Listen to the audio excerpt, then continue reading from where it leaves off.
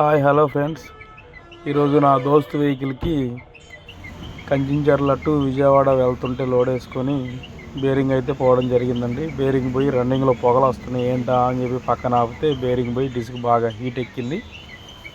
Mechanic phone చేస్తే mechanic వచ్చి open చేస్తే బేరింగ్ పోయి యాక్సిల్ అనేది అరిగిపోయిందండి. తర్వాత బేరింగ్ సిట్టింగ్కి దాంట్లో ఎక్కదు,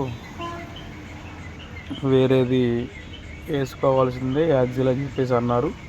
సరే అని విజయవాడ ఆటోనగర్లో డిస్పోజల్ దగ్గరికి వెళ్ళి తీసుకొని వస్తే వాడు 7,000 తగ్గినని చెప్పాడండి.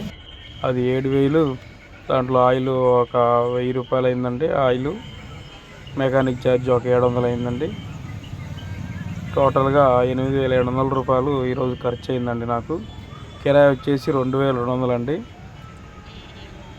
2 రోజులు టైం వేస్ట్, 2,200 కిరాయి కోసం 8,700 ఖర్చు అయిందండి. ఈ డ్రైవింగ్ ఫీల్డ్ ఏ టైం ఎలా ఉంటుందో ఎవరికి తెలియదండి.